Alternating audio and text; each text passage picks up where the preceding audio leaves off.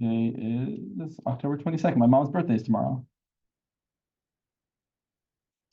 So we were doing this. The limit x approaches infinity of 2x over x plus 7.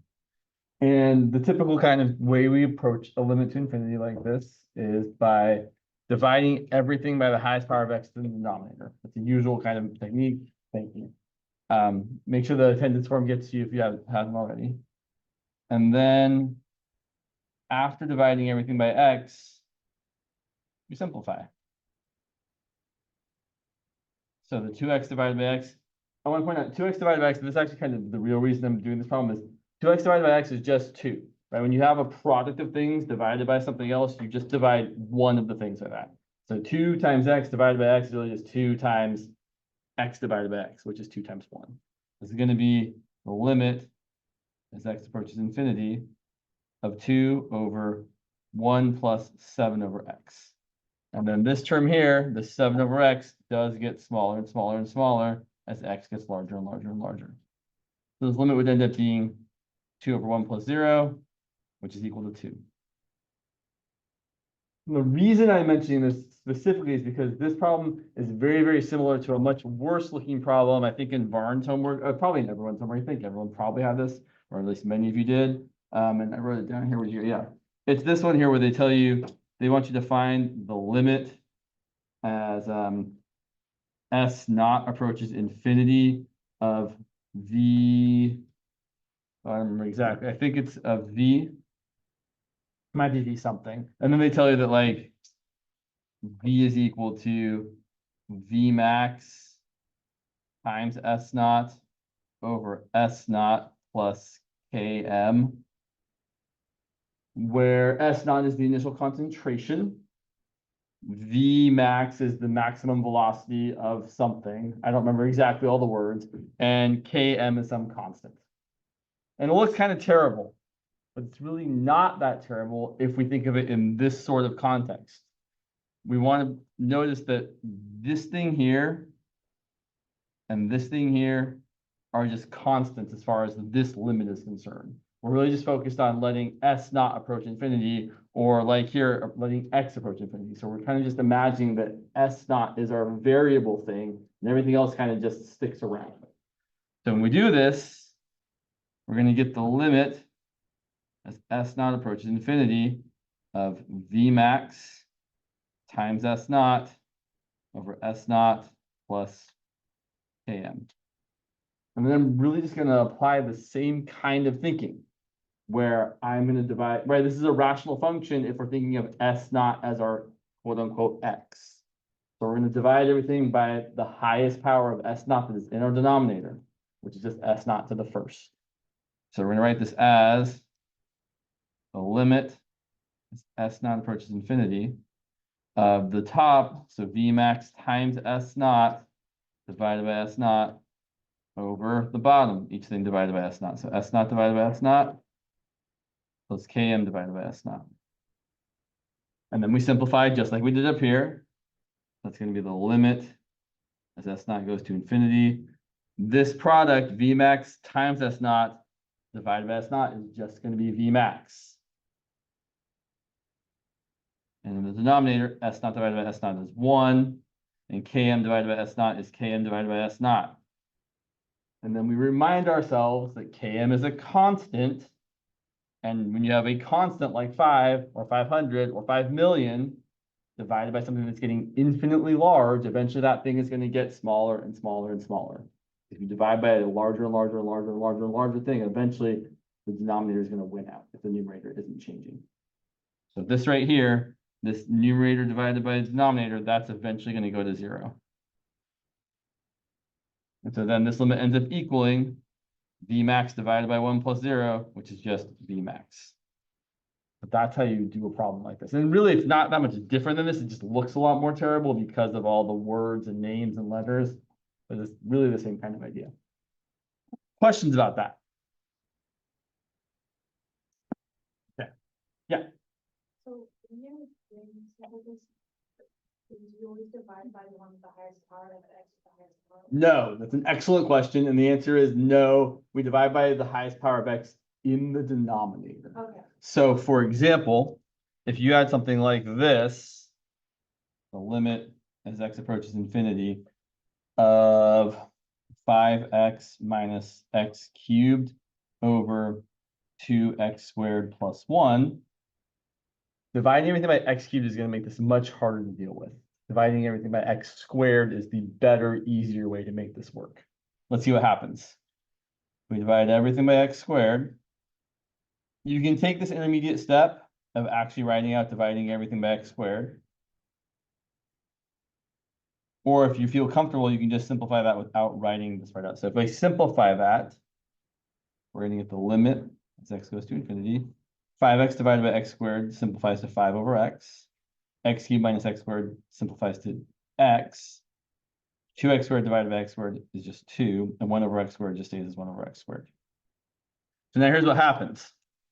All the things that are something over x or something over x to a power, those get smaller and smaller and smaller.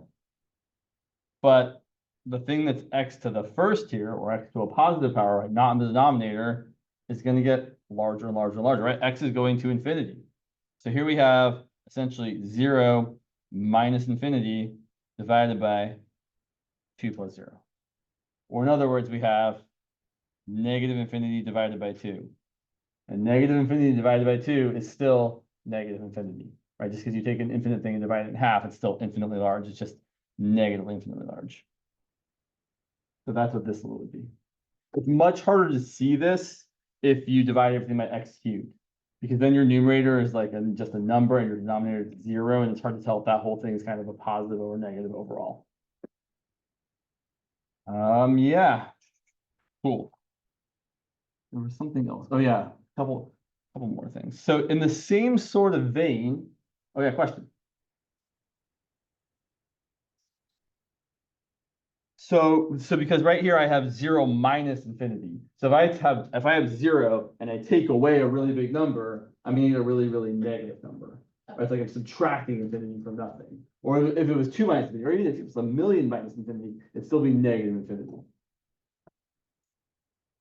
I was gonna say, in the same sort of idea here, if I want to find the limit as x goes to infinity of e to the 2x over 2e to the 3x, oops, that's not quite right, James, plus e to the 2x. I want to do the same sort of thing. I want to divide the top mod by the thing that's getting the biggest, the fastest. So what's getting the biggest, the fastest? E to the 2x or e to the 3x? E to the 3x. So we divide everything by e to the 3x. The limit as x goes to infinity of e to the 2x divided by e to the 3x over 2e to the 3x divided by e to the 3x plus e to the 2x divided by e to the 3x. We simplify each of these, and then we're going to make a choice that I like, but I'm going to write it kind of differently first. So normally, you would probably write this as, well, when you're dividing e to the 2x by e to the 3x, we subtract those powers. 2x minus 3x is negative x. This is going to be e to the negative x on top. And then here we have 2e to the 3x divided by e to the 3x, which is 2. Here we have e to the 2x divided by e to the 3x, which is also e to the negative x. And I don't love e to the negative infinity. It's not my jam. I don't feel like I really always have a great idea of what's happening there. So whenever I have a limit where I know that if I plugged in whatever x was going to, I'm getting e to the negative infinity, what I like to do is I like to rewrite it. I like to rewrite this as the limit as x goes to infinity of 1 over e to the positive x over 2 plus 1 over e to the positive x. Because for me, it's easier to see that, oh yeah, I know that if x is going to infinity, the e to a really, really big number is a really, really big number. And so this part here, this e to the x is getting really, really big. And so 1 divided by e to the x is going to get really, really small. So this part's going to go to 0. This part's going to go to 0. And I'm left with 0 over 2 plus 0. And 0 divided by 2 is 0.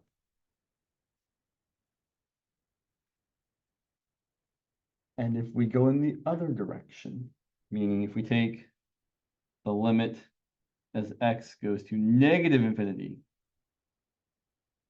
of e to the 2x over e to the 3x plus e to the 2x. This one always feels a little harder to see why we do what we do. What I have kind of learned for myself is that what we do is we divide by the thing that looks like it's growing the slowest. Or I should say, that would be growing the fastest in the negative infinity direction, which is the thing that's growing the slowest in the positive infinity direction, which I know is kind of weird, but it's the easiest way I comprehend. So basically, whatever I divided by for the positive infinity direction, I'm going to divide by the other thing for the negative infinity direction. Because as you go towards negative infinity, the e to the 2x is going to be bigger than the e to the 3x. So we divide everything by e to the 2x. Here's what happens. Yeah. So I'm going to get e to the 2x divided by e to the 2x over plus 2 e to the 3x divided by e to the 2x plus e to the 2x divided by e to the 2x. And let's see what we get. The limit as x goes to negative infinity. E to the 2x divided by e to the 2x is 1. 2 e to the 3x divided by e to the 2x is going to be 2 times, we subtract those powers, 3x minus 2x is x. So we get 2 e to the x plus e to the 2x divided by e to the 2x is 1. Now, normally here, I would take one additional step and say that 2, so here, again, I don't like that I have an e to the negative infinity, right? If I was going to plug in what x is going to, I would get e to the negative infinity. That's not my favorite. I've gotten used to it over the years. I know that e to the negative infinity is going to 0. If you think about the e to the x graph, if you think about e to the x, which looks like this, as you go towards negative infinity, the values get closer and closer to 0. As you go towards positive infinity, the values get larger and larger and larger. So you can convince yourself that e to the negative infinity is going to go towards 0. Or if you don't want to, you don't have to. You can rewrite this as the limit as x approaches negative infinity of 1 over, watch this, I'm going to rewrite this as 2 over e to the negative x. Because then I can tell myself the same thing I said before, that I have e to the negative infinity, which is e to the infinity, which is really, really big, and 2 divided by a really, really big number gets really, really close to 0. So then I'm left with 1 divided by 0 plus 1, which is 1 over 1, which is 1. That's how I would deal with something like that.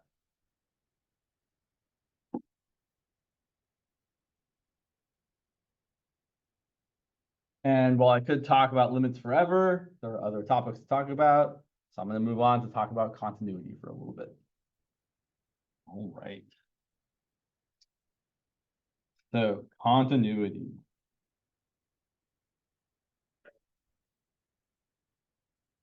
Yeah, continuity. All right. So here is an example. Oh, that's actually, sorry, I'm looking at the wrong thing. One moment. So there's a few different ways a function can be discontinuous. You can either have, well, I'll just say them. So a function f of x can be discontinuous in a few different ways.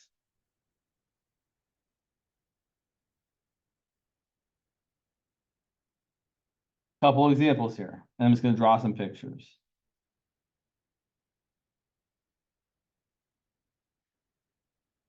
So this function, that's 2, and that's 5.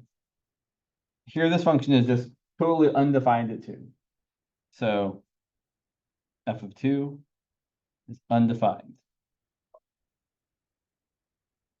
This function f of x is not continuous at x equals 2.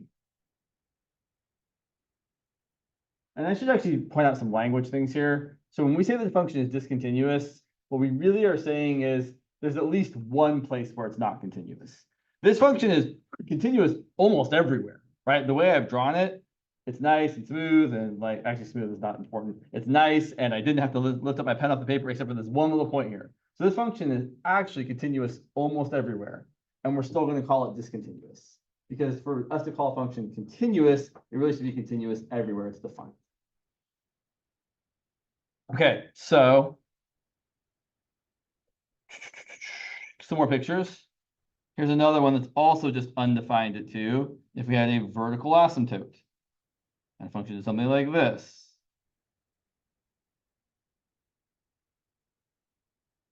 The vertical asymptote x equals 2. F of 2 is undefined as well here. So for a function to be continuous at a point, it certainly has to be defined at that point. But that's not enough. For example,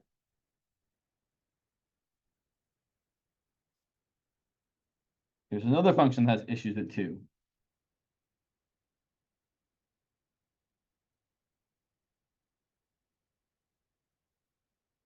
Where this point is the point 2, 3, and this would have been the point 2, 4.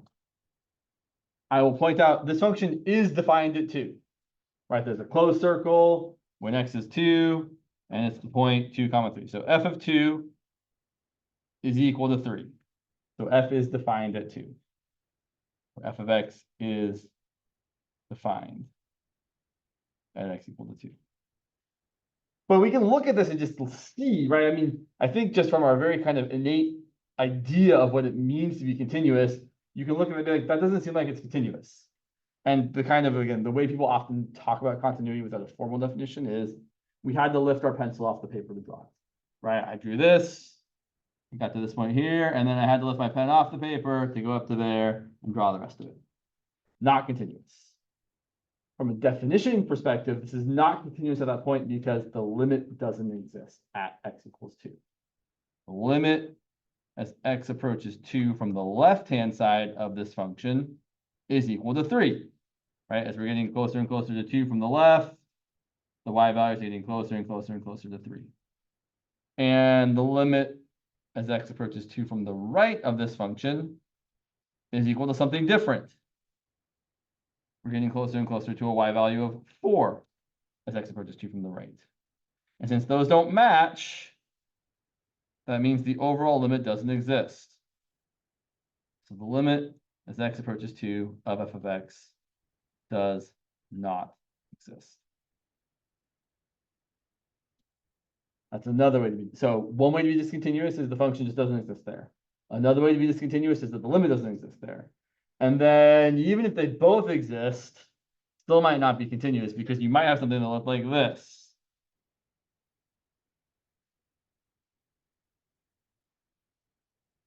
Where, say, that's the point 2, 3 again. This is the point 2, 5.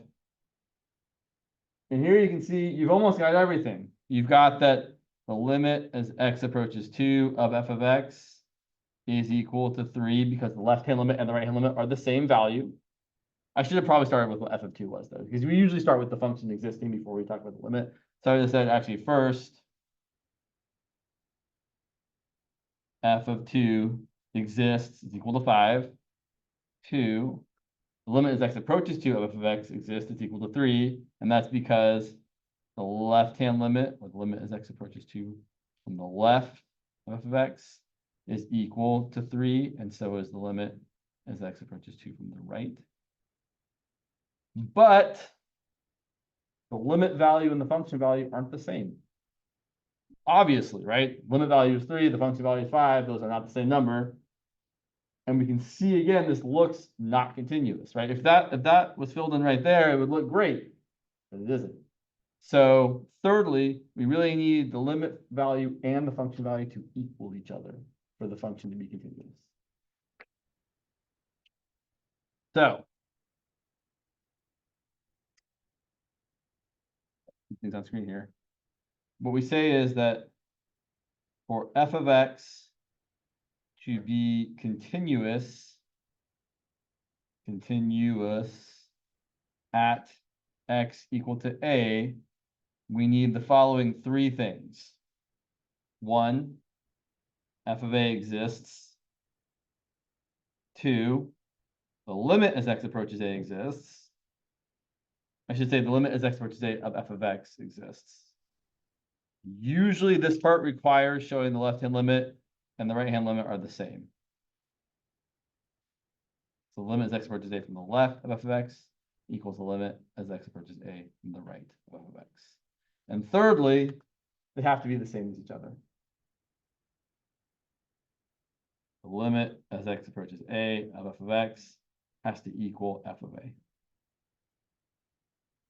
Now, I will point out, if you ever look at the definition of continuity, like in the textbook, they'll usually just write down this third part. And the reason those write down this third part is technically for the limit here on the left side to be equal to the function value on the right side, they both had to have existed in the first place, right? You can't have a not existing thing equal a not existing thing and say it's continuous. That just doesn't work.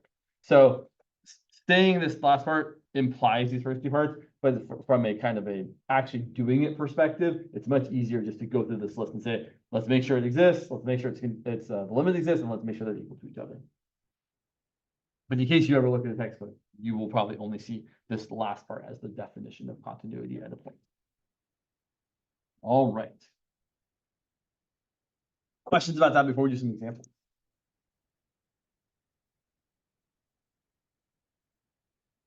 All right, so I just want to say one thing. So I'll point out here that for functions about continuity, most of the time, the examples that they're going to give you are piecewise functions. That's kind of like what we almost exclusively use piecewise functions for.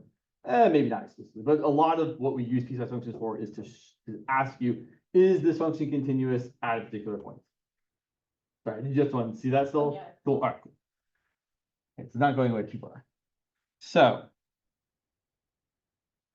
yeah, let's look at this example. So let's say we have the following piecewise function.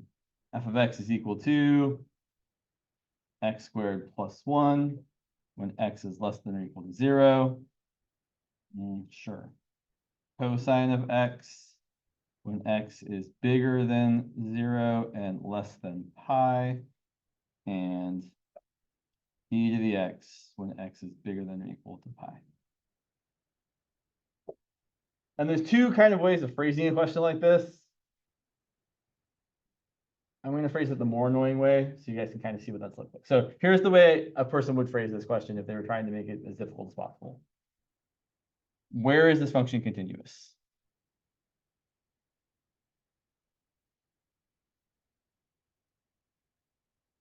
Please give your answer as an interval notation.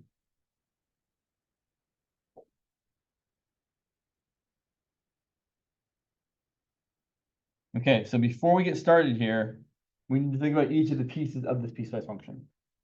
So the first piece, x squared plus 1, is a polynomial. It's a parabola. And any polynomial is continuous everywhere it's defined, until you maybe have a break. Similarly, cosine of x is one of the two nice trigonometric functions, along with sine, that's also continuous everywhere it's defined. Right? If you think about the graph of sine or cosine, it's just this nice, sinusoidal curve that keeps doing this forever and ever and ever. And lastly, e to the x is also a function that is continuous everywhere it's defined. So all these functions are continuous in their own right. So the only thing we have to worry about is where we change from one piece to another. Because maybe the x squared plus 1 function and the cosine function aren't going to match up when we get closer and closer to 0. So typically, if I was writing a question like this on an actual test, I would write it as a two-part question and say, is this function continuous at x equals 0? Is this function continuous at x equals pi? Because those are the 2 points that are actually of interest. Because we kind of, with experience, know that this function is continuous everywhere else. So let's explore what's happening at 0. So is this continuous at x equal to 0? So we're going to check 3 things. We're going to check, is it defined? Does the limit exist? And are they the same as each other? So thing 1, what's f of 0 equal to? Well, for that question, we have to answer or figure out which piece of the piecewise function we're plugging it into. Are we plugging it into the top piece, the middle piece, or the bottom piece? Good question. The top piece, because that's where x is less than or equal to 0. So wherever x is equal to 0 for this particular one is what we're going to use. So we're going to plug that into that. So f of 0 is going to be 0 squared plus 1, which is equal to 1. Great. It exists. Move on to the next piece. Then we're going to ask ourselves, sorry, we still want to see that, James. We're going to ask ourselves, what about the limit as x approaches 0 of f of x? Well, for that, we are going to have to do both sides because f of x is defined to be something different on the left side of 0 versus on the right side of 0.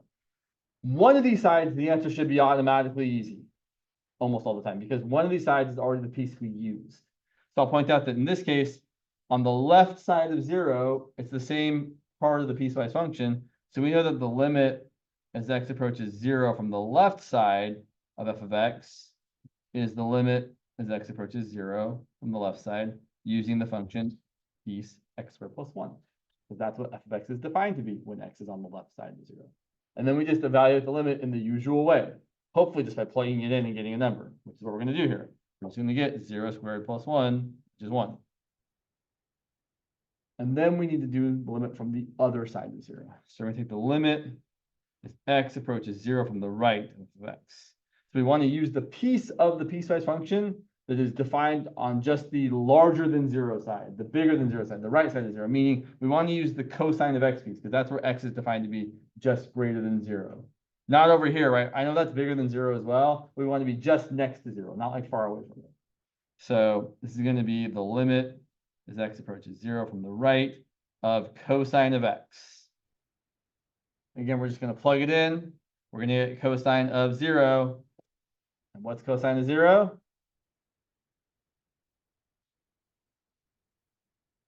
Is it 1? So a quick way to know cosine sine of 0, pi over 2, pi, 3 pi over 2, what I like to call the quadrantal angles, the ones that are on the axes, is to draw a quick little unit circle here. Unit circle because the radius is 1. This point here is 1, comma 0. This point here is 0, comma 1. This point here is -1, 0. This point here is 0, -1.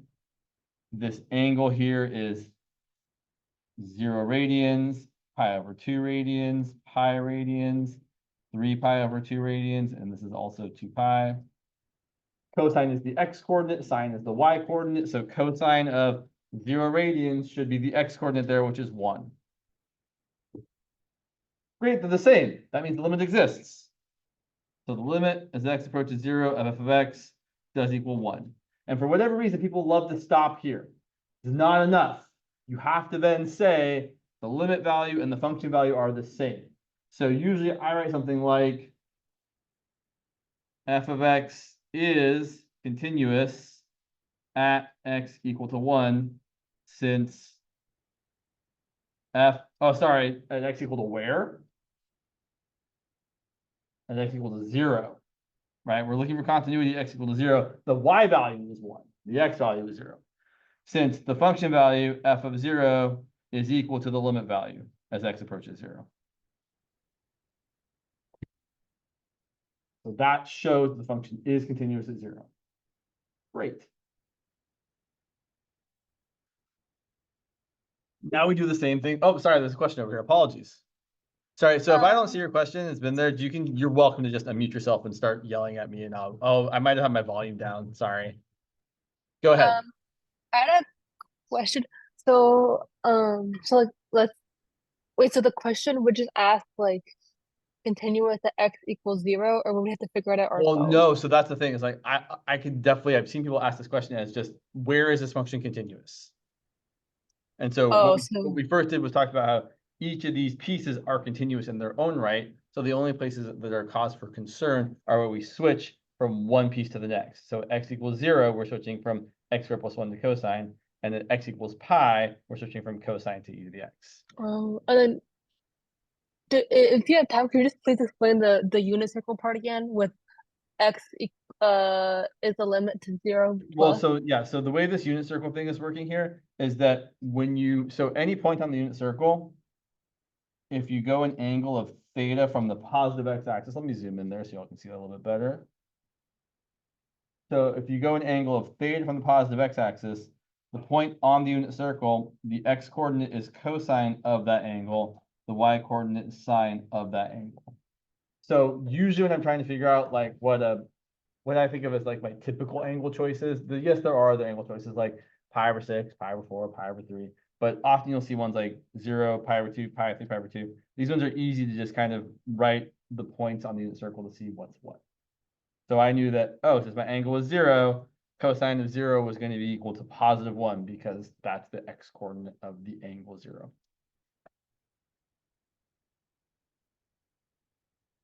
Let's look at the other point of concern, pi. And of course, yeah, so I'm gonna cover that up a little bit. Sorry. So let's look at x equal to pi. So first, oops, let's get that. Let's make that look a little less terrible, James. So x equal to pi. Again, we're going to go through the same three things. Is it defined? Well, f of pi is equal to which piece of the function do you need to plug in pi to? The first, second, or third piece? The third piece. I wish it kind of been the second. If I could do this again real quickly, I'd make that equals there, but whatever. So f of pi is going to be e to the pi. And although I don't know what that number is precisely, because no one does, it's a real number. It's something. It's e to the approximately 3.14, and that's something gross. But it is real. So then we're going to look at the next part, which is the limits. So we're going to look at the limit as x approaches 0. Sorry, not 0, as x approaches pi from both the right side and the left side. And I wrote unfortunately, I wrote plus signs both times here. Sorry about that. Terrible. I'll come back to you. So as we approach pi from the right side of f of x, we're using the piece of the function where x is to the right of pi, or where x is bigger than or equal to pi. So that's going to be the limit as x approaches pi from the right of e to the x, which is again just kind of gross, and is e to the pi. I'm gonna say this a lot, maybe not a lot, but a couple times. Whenever you're doing the two-sided limits, whichever side you're doing that has the same piece that you already evaluated the function at is going to end up having the same value. So I already knew that when I plugged in pi and I got e to the pi, I knew that the limit as x approaches pi from the right was going to give me the same value because it was using the same piece of the piecewise function. On the other piece, though, it's going to be a little bit different. So if we look at the limit as x approaches pi from the left of my function, well, now which piece of my function is just to the left of pi? Is it x squared plus 1 or is it cosine of x? It's definitely cosine. So it's going to be the limit as x approaches pi from the left of cosine of x. And then we plug in pi, and we get cosine of pi. And looking back at our little unit circle over here, cosine of pi should be, well, pi is the angle there, cosine is the x coordinate, so cosine of pi should be -1. And although I don't know exactly what e to the pi is, I sure know that it isn't equal to -1. In fact, I know that e to the anything is always positive, so it definitely couldn't be -1. But even if this had been equal to +1 here, e to the pi is much larger, because e is about 2.7 and pi is about 3.14, and 2.7 to the 3.14 is probably like around 27, right? It's like 3 to the third maybe. So certainly not the same. Not equal to each other. So then the limit doesn't exist, so the function is not continuous at pi.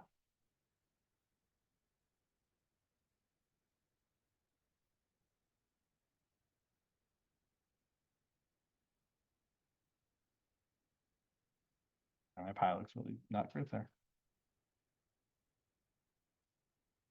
So to answer the question, where is this function continuous? What we're really doing is we're answering the question, where is this function not continuous? So the only place where this function is discontinuous is at x equal to pi. It is continuous everywhere else. So to answer the question, I'm gonna write it up here.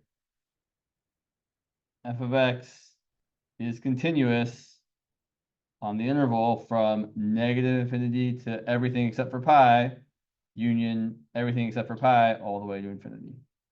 Every other point is good, just pi is not.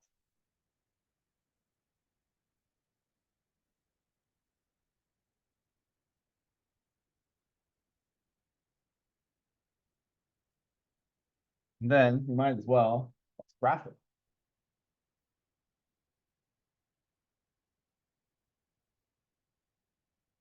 Let's graph this piecewise function.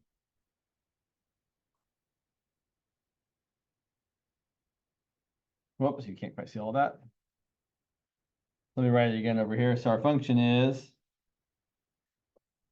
x squared plus 1 when x is less than or equal to 0. In fact, let's just graph that part first. So x squared plus 1 is a parabola, opens upward, shifted up 1. And if I plug in 0, I'll get 1. So it should look like this. Usual kind of parabola. But only up until 0. And then I stop, right? I don't continue it on to the right like that. And then the next piece is going to be cosine of x when x is between 0 and pi. Now we know it's continuous at 0, right? That's the point 0, 1 right there.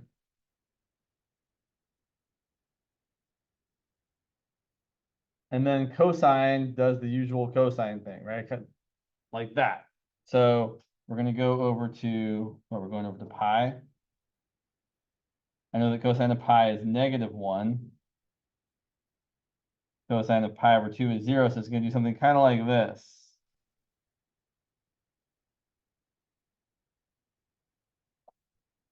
And then the last piece, which was e to the x when x is bigger than or equal to pi.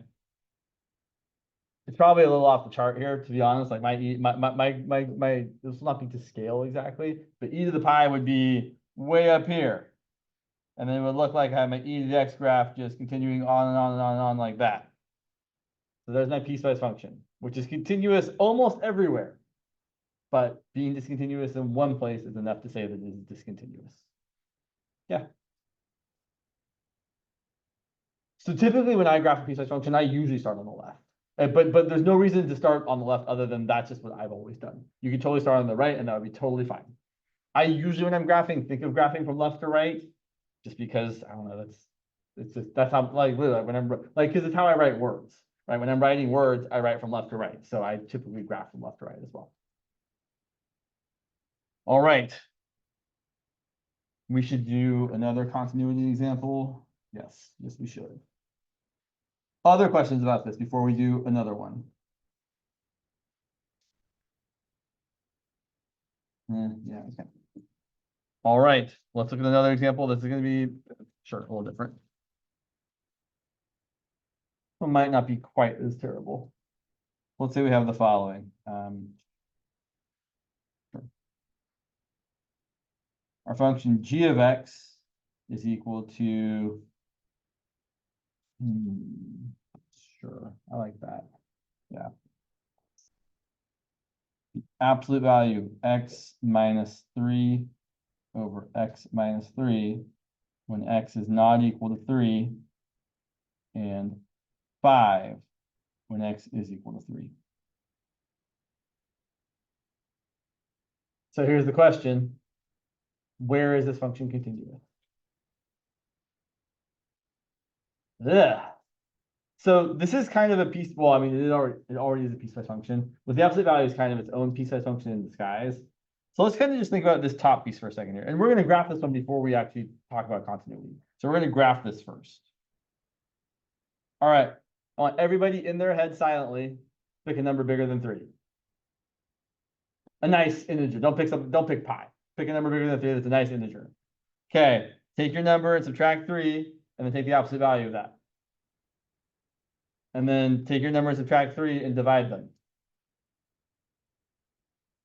Everybody show me on your fingers. What'd you get? This many. Whatever number you picked, I picked 8.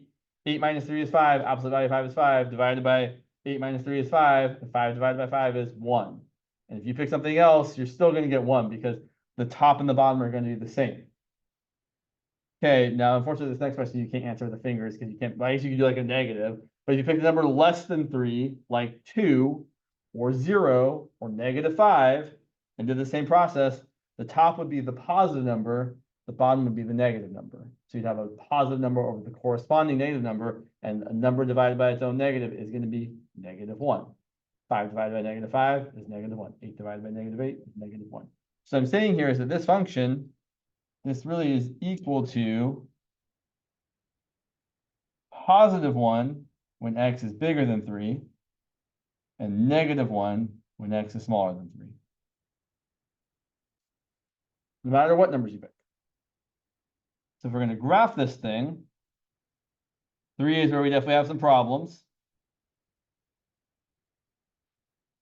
everywhere to the right of 3, this graph is going to be positive 1. Everywhere to the left of 3, this graph is going to be negative 1. And at 3 specifically, I don't know why I picked 5, but I did. This graph is going to be equal to 5. So we could answer this question without actually, I mean, we should do the work, but you could totally answer this question by saying, well, it looks like it's only discontinuous at 3, and it is continuous everywhere else. So we could certainly say that this function is continuous, can I spell continuous? Yes. On the interval from negative infinity to 3, union 3 to infinity. And to specifically show it was discontinuous at 3, well, let's take a look. So what's happening at x equal to 3? I would always recommend going through your checklist, even if you know what's going to happen. Meaning, you should always start with what is f of 3? Or sorry, g of 3 in this case. Apologies. So g of 3, well, g of 3 is 5, because they told me it was 5 when x is equal to 3. Limits. So let's do the limit as x approaches 3 from the right. And when we're right of 3, as long as we're not at 3, which we're not when you take a limit, right? Because the limit is you're getting closer and closer to 3, but not actually equal to 3. We're going to be using this because the function is defined to be this, whether you're bigger than 3 or less than 3. But then we have to deal with this absolute value thing. And the best way to deal with this is to write it as, well, so I'm picking a number bigger than 3 to plug in here, x minus 3 will already be positive. And the absolute value of something that's already positive is just itself. Meaning we can just drop the absolute values here and say it's the limit as x approaches 3 from the right of x minus 3 over x minus 3. But x minus 3 divided by x minus 3 is 1. And the limit as x approaches 3 of 1, or the limit of a constant, is always just that constant. Now the more interesting side. If we look at this from the other side, something different happens. I mean, we can see that from the graph. We know the result should be negative 1 if we approach 3 from the left, because the values are negative 1 here. So here's how we deal with this. If the limit is x approaches 3 from the left, the denominator is x minus 3, but the numerator is not x minus 3. Because if you pick a number smaller than 3, then x minus 3 is going to be negative. But the absolute value is supposed to shoot out a positive number. So if you have an input that's negative, how do you make it positive? By multiplying it by negative 1. So the absolute value of x minus 3 is equal to negative 1 times x minus 3 if x happens to be less than 3. Pick a number. Pick 0. 0 minus 3 is negative 3, and then negative 1 times negative 3 is positive 3. So it's giving me the right result. And that's true for any number you pick that is less than 3. And that's generally how you deal with an absolute value, is you break it up into its two constituent piecewise pieces. One of them is just the inside, if the inside's already positive, and one of them that's the negative of the inside, if the inside's already negative. And then this simplifies to just the limit as x approaches 3 from the left of negative 1, which is negative 1. So these two sides don't match, so the limit doesn't exist. The limit as x approaches 3 of g of x does not exist, and that's good enough to say that it's discontinuous at x equal to 3. Yeah.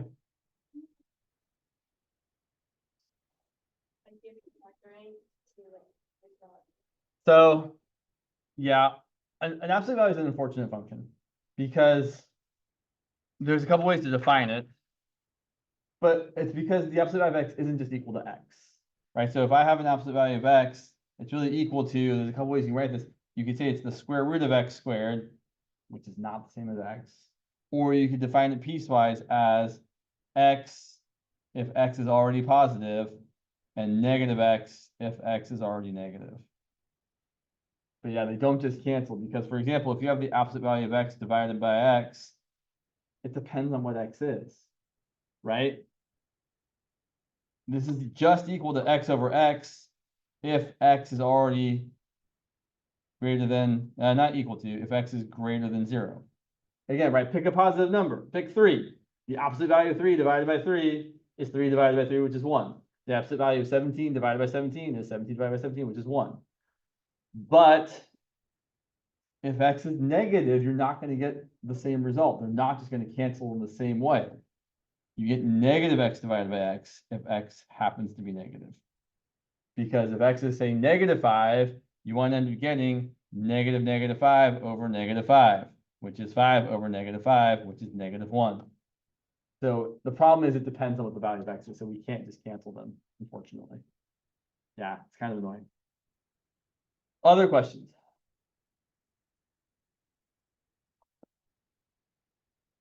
Okay. How much more constant? So, I mean, we could talk about continuity forever, but we can't because there's so many other things to talk about. So we can certainly talk about continuity a bit more next time, but let's continue on. Where'd you go? Sorry, 1 second. Yeah. Yeah, let's look at this. Oh, there was one other thing I had in mind here. Sorry. Sure. Yeah, sure. All right. Yeah, let's just be done with you. So I'll say one more time. Probably ask one more time. Continuity, 3 things to check. Is the function defined at the point? Does the limit exist at the point? And thirdly, and importantly, are they the same as each other? Okay. Let's move in this direction. I want to find slope of f of x equal to the square root of x at x equal to. Let's draw a picture.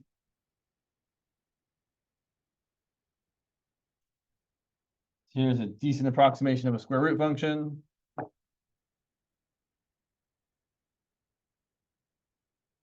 Let's say, yeah, sure. Let's start right here. So we're thinking that's the point 4, 2. And we would really love to find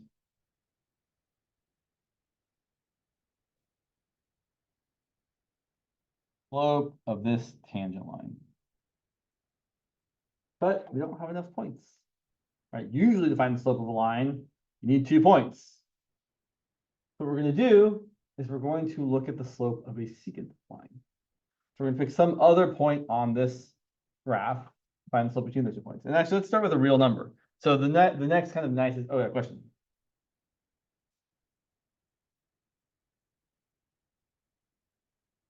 You could say it either way. Yeah.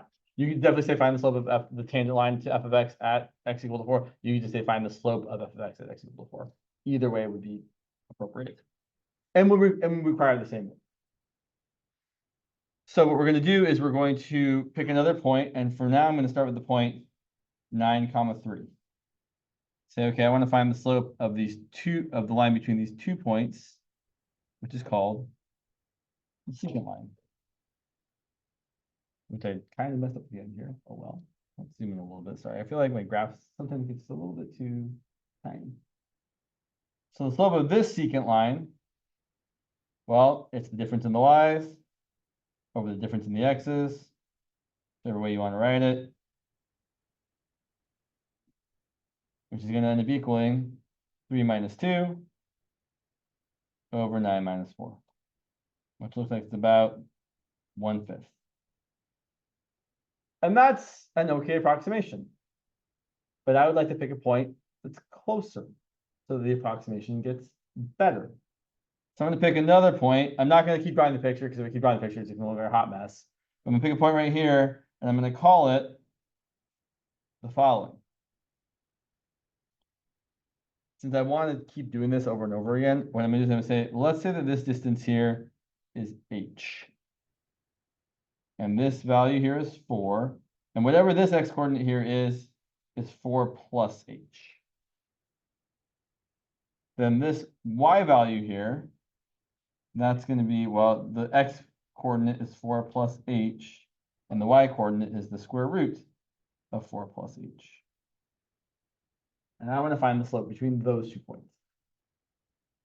So and I said I wasn't going to draw it, but I lied. I'm only going to draw it green.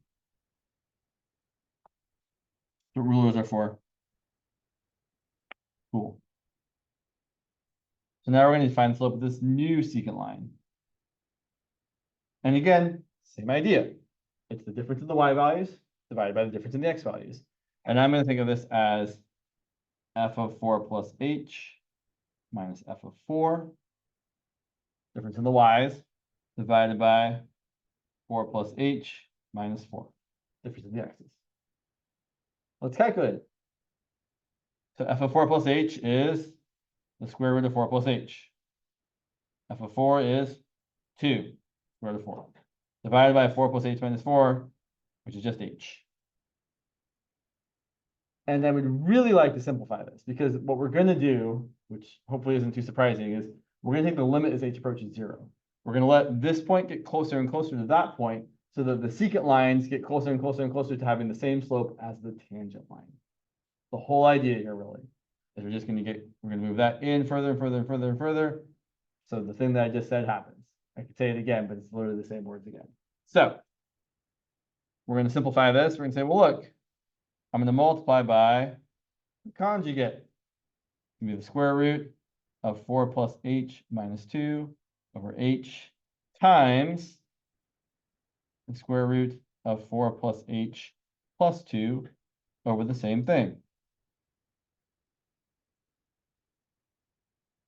Okay, let's multiply with the conjugates. So on the top, we're going to get the square root of 4 plus h times the square root of 4 plus h, which is 4 plus h. I'm not going to write the middle terms. Right? The middle terms cancel out. That's the whole reason we're multiplying by the conjugate. And then we're going to have minus 2 times 2, so minus 4. Always what happens with conjugates. On the bottom, we don't multiply at x. We get h times the square root of 4 plus h plus 2.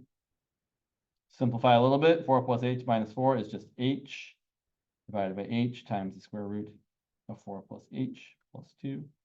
Then the h's cancel, and you end up with 1 over the square root of 4 plus h plus 2. And then we can say, as h gets really, really small, closer and closer to 0, as this distance between these 2 points gets smaller and smaller and smaller, the slope of that secant line gets closer and closer to 1 divided by the square root of 4 plus 0 plus 2, which is just 1 over 4. So for this particular function, at this point, the slope of the tangent line is 1/4, or 0.25. Kind of neat. So this idea that we can take the secant line slope and then take the limit of that, find the slope of the tangent line, is really what finding the derivative is all about. So we are creeping up on the definition of the derivative here, just in kind of a roundabout way. But it's never too early to say these things. So that's kind of the idea. So to find slope of the line, sorry about that, thank you. Yes, let me zoom back out here. Find the slope of the line tangent to f of x at point x comma f of x, we find the limit as h approaches 0 of f of x plus h minus f of x all over h. Or in other words, the limit of the slope of the secant line.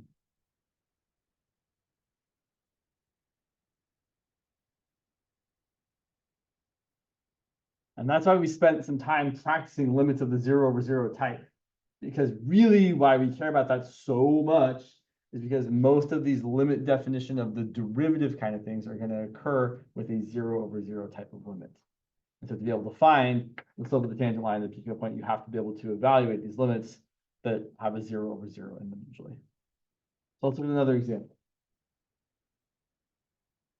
This page is not going away. Let's do another example down here. So let's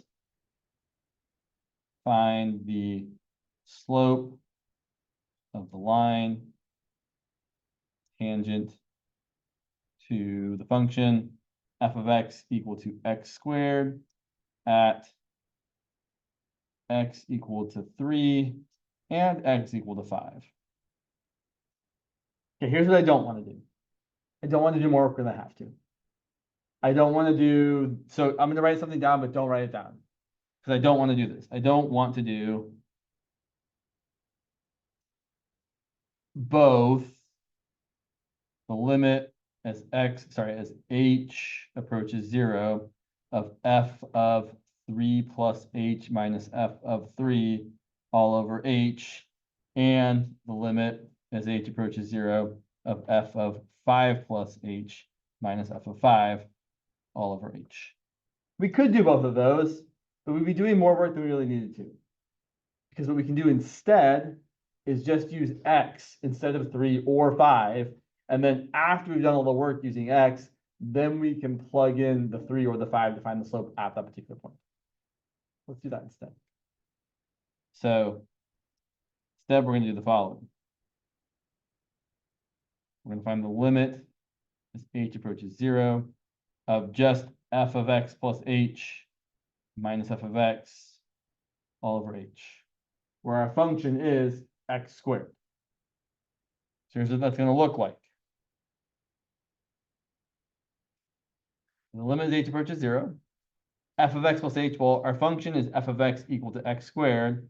F of 3 would be 9, f of 5 would be 25, and f of x plus h would be x plus h squared. F of x is x squared, and h on the bottom. Okay, we usually have two goals when we do this kind of problem. We have like an intermediate goal and a final goal. The intermediate goal is to make all the h's, all the not h's in the numerator cancel out in some way. You want to get rid of everything that doesn't have an h in the numerator, because that'll lead us to our final goal, which is to cancel out the original h in the denominator. So that original h is screwing things up for us. It's making us divide by 0. That's a problem. We want that h right there to go away. To make that happen, we want everything in the numerator to have an h, so we can factor out an h and then cancel an h. So that's what we're going to do. So here, we're going to get the limit as h approaches 0. We're going to multiply out x plus h squared. We're going to get x squared plus 2xh plus h squared minus x squared all over h. We're in luck. The not h's cancel out. X squared minus x squared is 0. So we're left with the limit as h approaches 0 of, well, let's factor out an h from the top, and we'll have a 2x plus h divided by h. And then the h divided by h is 1. So we can write this as the limit as h approaches 0 of 2x plus h. And then finally, we can take the limit, and every remaining h will be just 0. That's going to equal 2x plus 0, which is just 2x. So here's what this is saying. It's saying that for any point on the curve f of x equal to x squared, the slope of the tangent line is 2 times x. Let me show you graphically, because I think it's worthwhile. And I could draw a picture, but I think it'd be nicer if I showed you a better looking picture, if the internet ever decided to work. So here's what I mean by this. So for y equal to x squared, we know that the slope of the tangent line at x equal to 2 should be 2 times 2, which is 4. So if we look at the point 2, 4, the slope of the line tangent there should have a slope of positive 2. Here's the line. Now check this out. It's going to be y minus the y coordinate equal to the slope times x minus the x coordinate. It should be, but that does not look right. Does that look right to you? It doesn't look right to me. What did I miss? Oh, the slope is in 2. What should the slope be? What should the slope be? So if our slope of our tangent line is 2 times x, and my x coordinate is 2, my slope should have been 2 times 2, which is 4. Sorry about that. I'm blowing it. So the slope should be 4. There we go. And look, that is the tangent line to that point with a slope of 4. And it's true for any point, meaning if I let x equal 3 instead, then my tangent line should be y minus the y coordinate equal to 2 times 3 times x minus the x coordinate. And I should zoom out, and I should turn this one off. Oh, and I should maybe try to move this around. So somewhere around here, right there, there's my tangent line. Oh, I should label the point. I should be smart about this. So this slope of the tangent line being 2x for whatever value of x is means you can find the slope of any tangent line at any point. So to answer the question here, the slope of the tangent line at x equals 3, the slope is going to be 2 times 3, which is 6. And x equals 5, the slope would be 2 times 5, which is 10. And while we do care about slope of the tangent line, that is not the end all be all to finding derivatives. It is one interpretation of what a derivative is. But really, when you hear the word derivative, the thing I would like for you all to think is that it's a rate of change. It's how one thing is changing as another thing is changing. In terms of slope, it's how y is changing as x is increasing by 1. So what we're saying here is that right here at x equals 3, the slope is 6, meaning that if you increased x by 1, y would increase by 6. So you're saying, oh yeah, y is increasing as x is increasing, or it's the rate of change of y as x increases.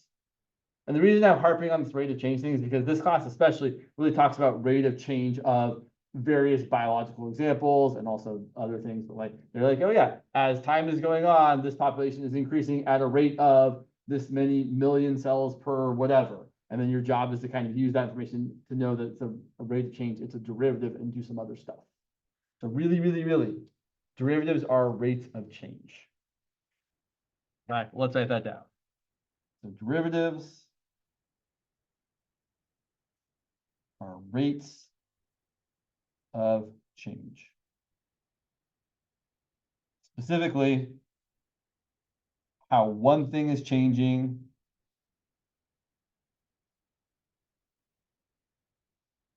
as another changes.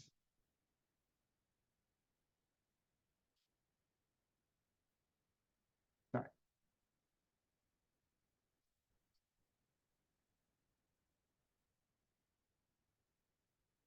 The limit definition of the derivative is the following. The derivative f prime of x is one notation that's typical, is equal to the limit as h approaches 0 of f of x plus h minus f of x all over h. There's definitely a definition, definitely. I would recommend memorizing this definition. Comes up often. You should use it often enough that you kind of can't help it. Let's look at a couple more examples. Couple more examples, maybe one more example. So let's find the derivative of does not start with an F and end with an O, of f of x equal to, that one's kind of gnarly. Sure, 1 over x plus 2.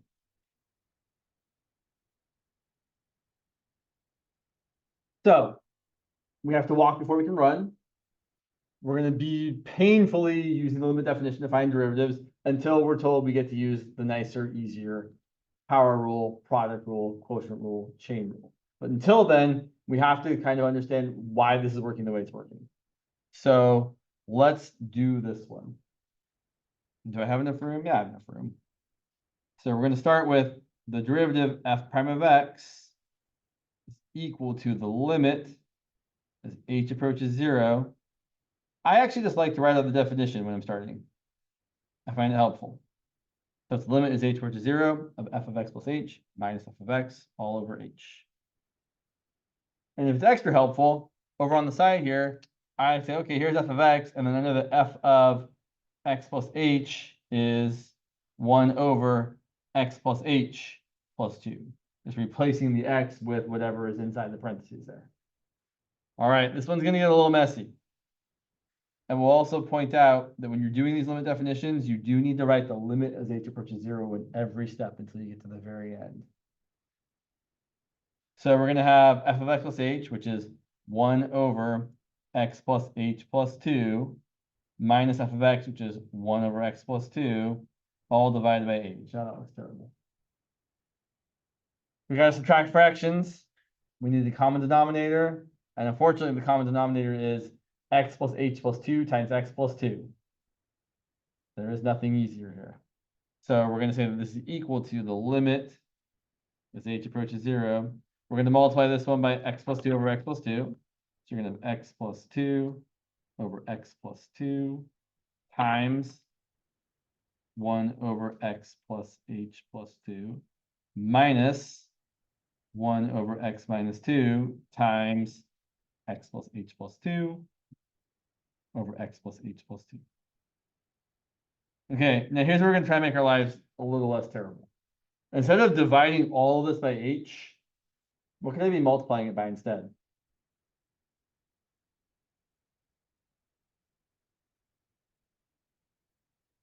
One over h, exactly. So instead of dividing by h over 1, let's multiply all of that by 1 over h. Just so it's a little less terrible to deal with. All right, so here's what we've got. We've got the limit as h approaches 0 of, so our numerator is going to be, sorry, our denominator is going to be x plus 2 times x plus h plus 2. There's no good reason to multiply this out. You don't want to multiply anything out, really. Maybe conjugates, but that's about it. So in the denominator here, we're going to have x plus 2 times x plus h plus 2. In the numerator, we have x. We do want to multiply with the numerator because we want everything that isn't an h in the numerator to cancel out. So in the numerator, we have x plus 2, great. And then we have minus 1 times x plus h plus 2, which is going to be minus x minus h minus 2 times 1 over h. X minus x is 0. 2 minus 2 is 0. I'm left with a negative h on top. So what I have now is the limit as h approaches 0 of negative h over x plus 2 times x plus h plus 2 times h. I'm just going to pull that h into the denominator. It's totally fine. Right? I can do top times top, negative h times 1, bottom times bottom, x plus 2 times x plus h plus 2 times h. And then negative h divided by h is negative 1. I'll take a step back here for a second and just remind you, this h was our culprit. We wanted that one to go away. So that h is there, is there, is there, is there, is there. That's the one that needs to get canceled, right? Nothing else matters except for canceling that h. So then we end up with the limit as h approaches 0, negative 1 divided by x plus 2 times x plus h plus 2. And now finally, we can let the rest of the h's become 0 and take the limit. So we end up getting negative 1 over x plus 2 times x plus 0 plus 2, which I don't want to write x plus 0 plus 2. I'm just going to write x plus 2. But then you should simplify that as negative 1 divided by x plus 2 squared. And it's much easier to do this using the quotient rule or the power rule. But we don't have those rules yet, so we have to do it the long way. Oh, all right. So, oh yeah. And we got time. So there were lots of questions. There were lots of people that asked about, I think, absolute value derivative stuff, I want to say. Did I look at my notes here? Maybe absolute value limits. I don't know. We'll look at get to the same point. So let's do one more thing. Yeah. So think about this for a second. Sure. So we want to show that f of x equal to the absolute value of x is not differentiable at x equal to 0. Okay, so quick aside. we talk about continuity from a very kind of just easy perspective. We're thinking, oh yeah, you can draw it without lifting your pencil off the paper. I like to say that the function has no breaks if it's continuous. Differentiability has a similar kind of conceptual idea in that when you draw a function and it's continuous, it's smooth. It's not pointy. There's no sharp edges. There's no hard turns. There's no cusps. I like to say there's no pointy points. An absolute value definitely has a pointy point, right? If you draw an absolute value, it's pointy right there. We have a corner. The slope of the tangent line, right? The slope of the tangent line over here is -1. The slope of the tangent line over here is +1. And there isn't a nice smooth transition from -1 to +1. It's just abrupt. Fine, we can see it graphically, but how do we show a function is not differentiable at a certain point? Here's how. So what we want to do is we want to show that f prime of 0 does not exist. Okay, so here we're not going to use the general version where, so we're not going to do this. We're not going to do f prime of x equal to the limit as h approaches 0 of f of x plus h minus f of x all over h. That's what we're not going to do. Instead, we're going to actually look at f prime of 0, which is the limit as h approaches 0 of f of 0 plus h minus f of 0 over h. So I should just point out that this version is finding the derivative as a function of x, where you can plug in any value of x to find the slope of the tangent line at that point. Whereas this version is the derivative at a particular point. Here I'm looking for the derivative at 0, and I'm trying to show it doesn't exist. Okay, so here's what we're going to get. The limit as h approaches 0 of, well, the function is just the absolute value. So the absolute value of 0 plus h is just the absolute value of h minus the absolute value of 0, which is 0, all over h. And look at what this simplifies to. It's the limit as h goes to 0 of the absolute value of h over h. And we cannot just cancel those as much as we would like to.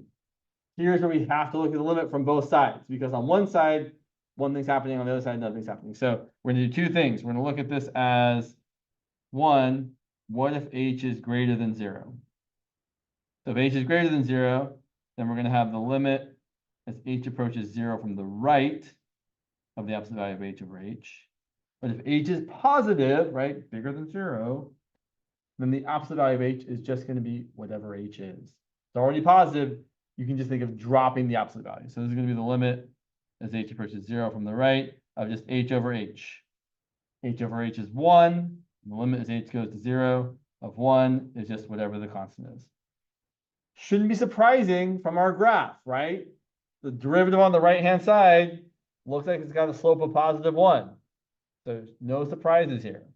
On the other side, when h is less than 0, we're going to have the limit as h approaches 0 from the left of the absolute value of h over h. But on this side, the absolute value of h, well, since h is negative, the absolute value of h is negative h. Turn it into a positive. But then negative h over h simplifies to -1. And the limit as h goes to 0 from the left of -1 is -1. Again, from our picture, not surprising. The slope on the right is 1, the slope on the left is -1. And since those two limits aren't matching up, right, the limit from the right and the limit from the left are not the same, that means the limit doesn't exist. But the derivative is defined to be the limit. So since the limit as h approaches 0 of the absolute value of h over h does not exist, that means that f prime of 0 does not exist. So f prime of 0 does not exist, or in other words, f of x is not differentiable at 0. All right, stop talking. It's 3:31.